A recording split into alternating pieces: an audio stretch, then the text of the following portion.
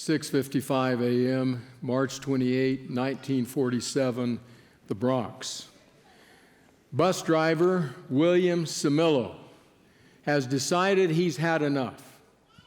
So at that hour of the morning, he turns his bus and heads toward New Jersey. He doesn't pick up any passengers. After he's driven for some distance into New Jersey, he stops for breakfast, enjoys a leisurely brunch, gets back into his bus, and now turns it south.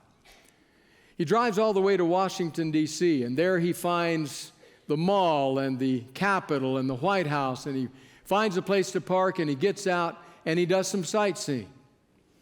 Then he gets back in his bus and heads further south. For 3 days he drives until he arrives in Hollywood, Florida. There in Hollywood, Florida, he realizes he's out of funds. So he sends a telegram to, of all people, his boss. And he says, "Hey, I've run out of money. Could you send me $50? Well, the boss sent him something, but it wasn't $50. It was 2 police officers and a mechanic. Said, "You've broken the law. You've stolen our bus. You're going to be arrested. You're going to face charges. We've got to get our bus back." Problem with the police officers and the mechanic was they discovered none of them could drive the bus. So they said, "All right," took him out of cuffs. "You sit here and drive. We're back here. We're watching you." And so they drove all the way back to New York City, only to arrive and discover that Samillo had become something of a folk hero. He was a champion of people who felt pressed in and hemmed in and they couldn't escape. They were all celebrating him, so much so that his bus driving friends, all the bus drivers around the city, took up a collection for him, more than enough to cover his legal expenses. But the transportation authority looked at things and said, "You know what? He is so popular, it will not look good for us if we press charges." So they dropped the charges. And they gave Samillo his job back. So there he sat in the bus, driving for another 16 years, finally passing away in 1975. So what interests me about Samillo's story is how he answered the question, why did you do this? What was behind this? What happened? Because what he said to that question was this: I just couldn't take it anymore. The traffic, the people, the noise, the city, the walls were caving in. It was, these are his words, like trying to drive in a squirrel cage. I couldn't do it anymore. And then he summed it up with this simple line. He said, "I just had to get away from it all." So think about that statement. I just had to get away from it all. With that statement echoing in our minds, I have a question for you. What if God created Sabbath as a response to that need? I just had to get away from it all. What if? Because my guess is more than a few of us this last week have thought, "I've got to get away from all this. I can't take the stress, the pressure anymore. I'm in a squirrel cage. It's like that wheel that goes round and round and I never get anywhere. There's so many demands, so much stress, so much pressure, too many people. I got to do something. I don't have enough time to deal with it all." And speaking of that word time, it's a word that's on our minds a lot, in our language a lot. An author, David Henderson, writes this: "We can't stop talking about time. It seeps its way into nearly every conversation. According to the editors of the Concise Oxford Dictionary, time is the most frequently used noun in the English language." Whoa. The titles of self-help books mirror our obsession with time. 1 year to a college degree, 30 days to a better life, 7 days to a brand new me, even 60-minute marriage builder. Still not quick enough to address your crisis? How about 1-minute father, 60-second stress management, the 1-minute healing experience, 1-minute therapist, or 60 seconds to serenity? Serenity now. More than 100 titles in print use the word instant. These are books in print. Use the word instant. You'll find everything from instant Yiddish to instant emotional healing, Running out of time? Read Instant Time Management. The Christian publishing world is not immune to the brand of time. Among examples are 60 Seconds with God, Daily Prayers 60 seconds long, and I got to get this book, Instant Sermons for Busy Pastors. Isn't that a beautiful concept? Time, stress. I can't deal with all this. I got to get out of here. So we jump into the bus with Samilo, and off we go to Florida to try to find some relief. What if Sabbath addresses that? What if Sabbath, rightly understood, devotedly and devoutly practiced, would deal with that issue? So if you've wrestled with that at any time, I certainly have. If you've wrestled with that at any time, journey back with me several thousand years to a Middle Eastern desert. See an elderly man by now named Moses standing in front of his people. He led them out of Egypt 40 years ago. They're on the borders of the promised land into which he will not be able to lead them because he lost it on one occasion, and one wonders about this issue. Now he's going to speak to them several times. He's going to, if you will, have several parting addresses in which he reminds them of their history, of their covenant with God. And he will also reiterate to them the Ten Commandments. We know that as Deuteronomy, the book of Deuteronomy. That's what's happening in that book. So we're interested today in a passage in Deuteronomy 5. So to set the background before we read it, this is the second iteration of the Ten Commandments, the Decalogue. Deca from Greek for 10, logos from Greek for words. So the 10 words, what we know better as the Ten Commandments. So first of all, in Exodus 20, that's the one with which we're the most familiar. But now over here in Deuteronomy 5, this is Moses as an old man, 40 years removed from when they had first been spoken to his people. Now he's reminding them of what their covenant with God calls them to.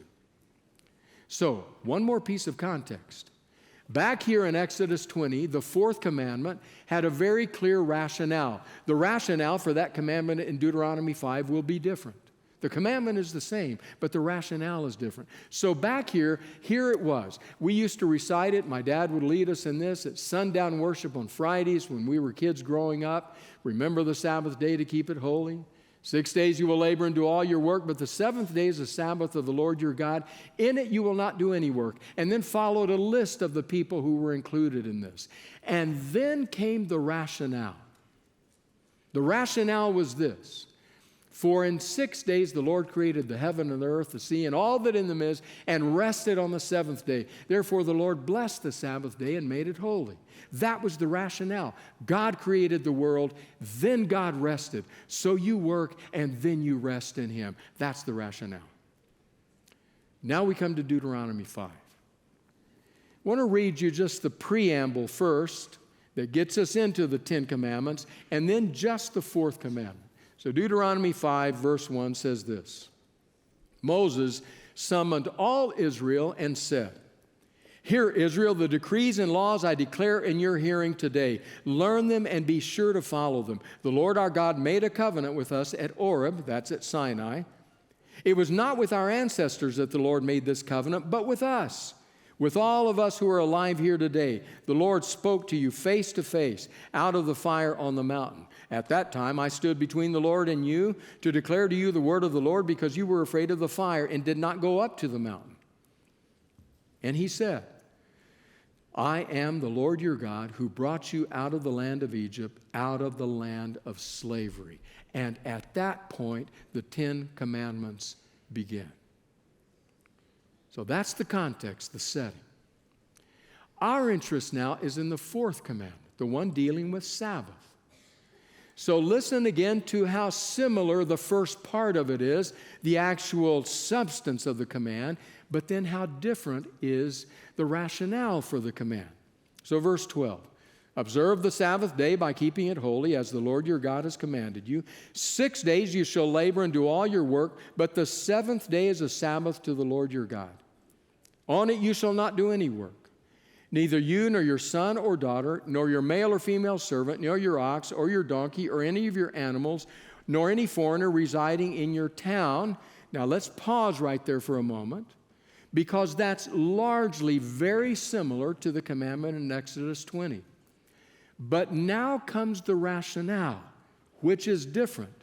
We pick up there, so that your male and female servants may rest, as you do. Remember that you were slaves in Egypt, and that the Lord your God brought you out of there with a mighty hand and an outstretched arm. Therefore the Lord your God has commanded you to observe the Sabbath day.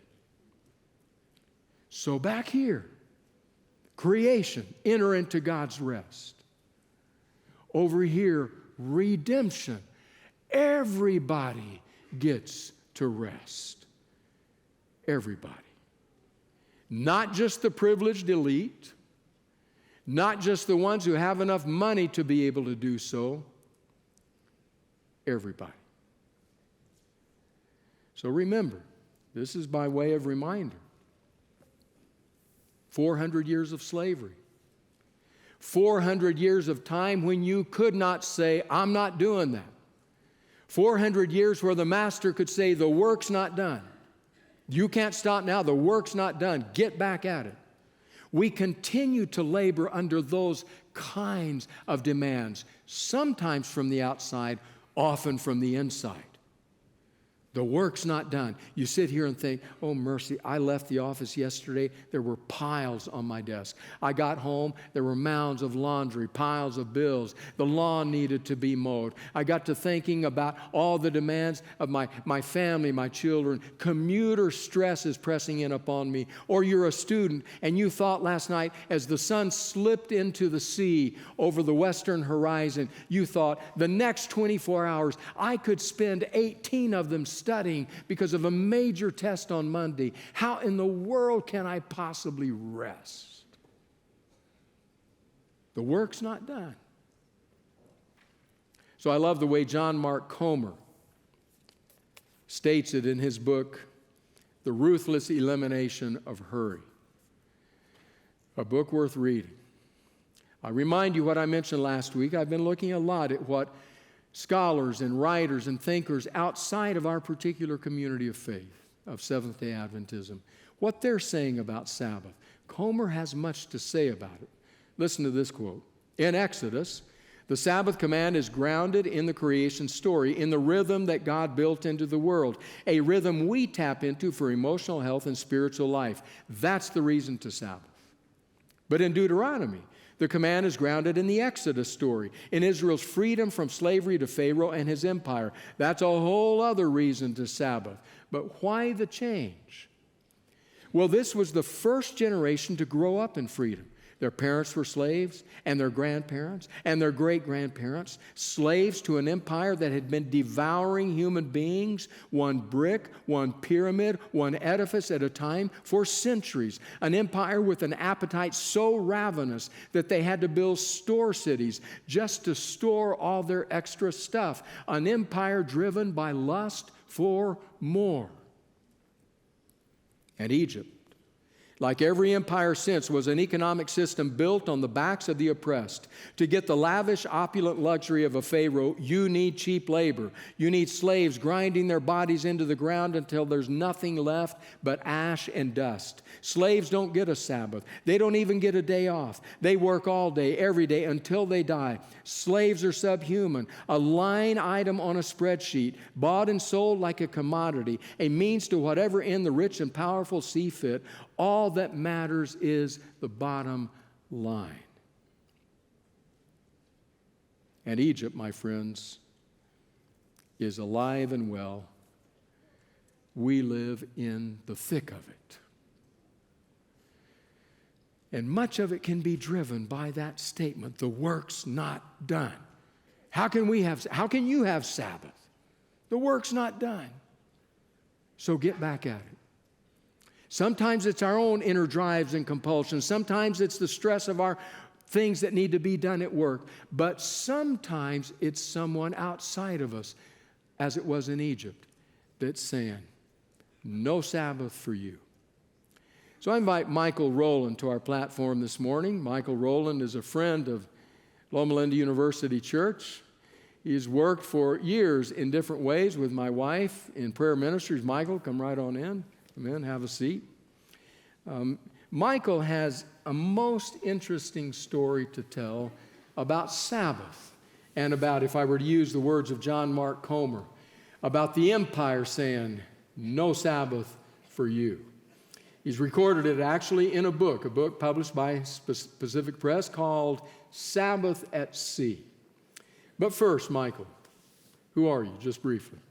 I'm a member of the Northridge Adventist Church in the San Fernando Valley, and I used to work with computers, but now I just do voluntary work for the church in design and with the prayer ministry.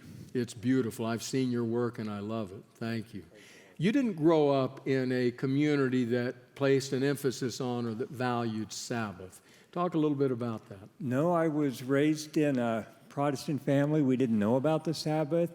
My mother would move around a lot, but wherever we moved, we would attend the nearest Protestant church. There was one church that I really enjoyed, and we stayed there a lot. I was about 9 or 10 years old. And during our Sunday school lesson, they were teaching the Ten Commandments. And as they got to the fourth commandment, that was the first time I'd ever heard it read. And I heard the seventh day, and I realized we're going to church on the first day, so I asked why. And the teacher said, some people still do. That was the only response that she had. But I learned about the Sabbath in my Sunday school class. So something was planted there, a seed was planted there that left you thinking. Yes. So let's fast forward some years. Friends, this afternoon at 3:30 in the auditorium to your right, we're going to hear Michael's full story and interact with him about these things. I'd love to have you come in person. It's also available by broadcast. So fast forward some years now, that's still kind of lingering in your mind and in your heart. Well, I was, after I graduated high school, I followed the tradition of my older brothers and joined the United States Navy. It had been a lifelong dream of mine. But when I was stationed in San Diego taking electronic courses, I started realizing that my life was veering off course. And so as I was taking stock of that, it really weighed on me one day. And I just fell to my knees and fell across my bunk. And I cried out to the Lord. I asked him, I said, Father, what have I done that I don't sense your presence in my life anymore? I know you wouldn't leave me, but I don't understand why I'm making these choices. Would you please help me? And I no sooner prayed that than this thought came to my mind, and these were the exact words that I sensed. And it was, all your life you have questions about the Sabbath. And when I finally showed you the truth, you did nothing about it. Wow. And I said, oh, Father, I'm sorry. Forgive me. But I'm in the Navy now. There's no way I can keep your Sabbath. But if you protect me until I get out of the Navy, I promise you, when I get out of the Navy, I will seek for a Sabbath-keeping church. Wow, that's an amazing story. So you are about to, fairly soon after that, get onto a nuclear sub. Yes. You're going to get on a nuclear sub. I have never been on one, but I don't think there's a whole lot of room to go anywhere else once you're on that sub. You're on that sub. You're on that sub. So you're now going to go onto that sub with a couple of things going on. On the one hand, you're going to go onto that sub with this conviction growing about Sabbath, and then with the U.S. Navy. So what happens with the Navy there? Well, what ends up happening is that was a sincere prayer, but the Lord had other plans for me. And before I could even report to my next duty station, I ended up learning even more about the Sabbath and becoming even more convicted about it, to the point that I made a conscious decision that I had to worship the Lord in the observance of his Sabbath, even though I was in the Navy at the time. And the Navy cheered. No. So a conversation took place there that was very important. Yes, I met a Seventh-day Adventist civilian chaplain who advised me to speak to a military chaplain. And then once I've spoken, that would open the door for him to be able to help me. Once I spoke to the military chaplain, I went to the executive officer of my patrol, my crew. The XO, right? The XO. He's He's right, second in command to the captain. Okay. And I went and revealed to him my conviction, and he immediately told me that there would be no way that the Navy would be able to accommodate my request for the Sabbath. And in our conversation, I told him, I said, "But sir, as a matter of conscience, I really need to worship the Lord the way he's asked me to." The XO responded by saying, if I continue down the path that I was on, that one day, very soon, we would lock horns. Now, I'm not from a military background, was never in the military, but I'm guessing that when you're in the military and your XO is saying, we're going to lock horns, that's not good news. That is about the worst you can hear from such a high-ranking officer, and I had no blemishes on my military record to that point. Wow. That's amazing, Michael. So I want you to hear the rest of the story, but that will happen this afternoon. So 3:30 in the auditorium, join us. We look forward to it. And Michael, thank you so much. So I want you to think about what Michael just said, because it resonates with what Comer is here saying. There comes a time when the empire, it might be our own internal self-driven needs. It might be our community. It might be the needs we have at work, a boss. Or it might be somebody who truly is in authority over you, who says essentially, the work's not done, no Sabbath for you. So what do we do? And what does it mean to practice Sabbath? Well, just a quick reminder, Sabbath has a vertical and a horizontal component to it. In Exodus 20, it's the vertical component. It's God whom we are following, whom we are listening to, whom we are experiencing. God who created invites us into his rest, invites us into his joy and his peace, invites us into the rejuvenation that only he can provide. In the vertical element, Sabbath is about our relationship to the one above us. But in Deuteronomy, it's horizontal. It's about our relationship to the ones around us. It's about understanding that whatever our titles might be, whatever might be the case in our professional lives, we are all before God equal. And there is no one who can thus step in and say, you can't rest. You can't rest because the work's not done. God is simply saying to his people, you know what that experience is like. You had 400 years of that experience. Don't you repeat it with anyone else. Everybody gets to rest, including your animals, which is an amazing statement. So there's the vertical and there's the horizontal component. But at the end of the day, when the work's not done, I want to suggest to you that what it takes to practice Sabbath is faith. Deep faith. So what does that mean? Well, years ago, I came across a statement in a little piece written by Eugene Peterson in which he said that sleep is a spiritual discipline. I remember reading that and thinking, that's a new thought to me. I am really good at that spiritual discipline after lunch. Sleep is a spiritual discipline. How is that the case? Peter went on to say, because when we sleep, what we are in essence saying is, God, I release complete control of the world and of my life into your care. Total control. I release any claim I have on it. It's all in your hands. All of us are affected by stress in some way. Some might be affected like Samilo and jump in the bus and head to Florida. Some might be affected as I'm affected. When I get truly stressed out, I struggle with sleep. I really don't have much problem at all going to sleep. I can have problems staying asleep, waking up early, and all of these thoughts, demands, pressures, all the rest in my mind. So when I read Peterson saying sleep is a spiritual discipline, I thought he's exactly right. It takes trust. It takes faith to say, I surrender control. I'm going to rest. That is the faith it takes to practice Sabbath.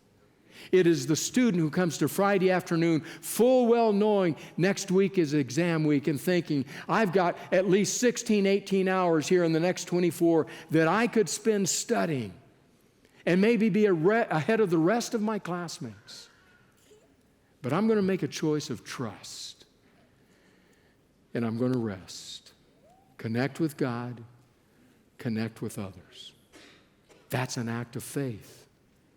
It may be you walking out of your office before sundown on Friday, and there they are, the piles that'll be there to greet you on Monday or maybe on Sunday, and saying, I'm going to trust. Just trust that God is with me. He'll get me through this. It may be some other act that says, I make a choice to trust God so deeply that I can rest, that I can sleep.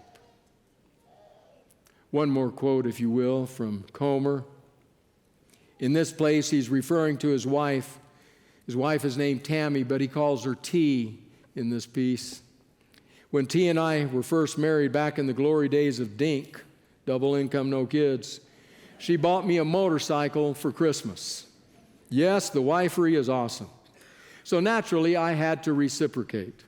A few months later, for our anniversary, I bought her a Vespa, brand new, sky blue, happiness on wheels.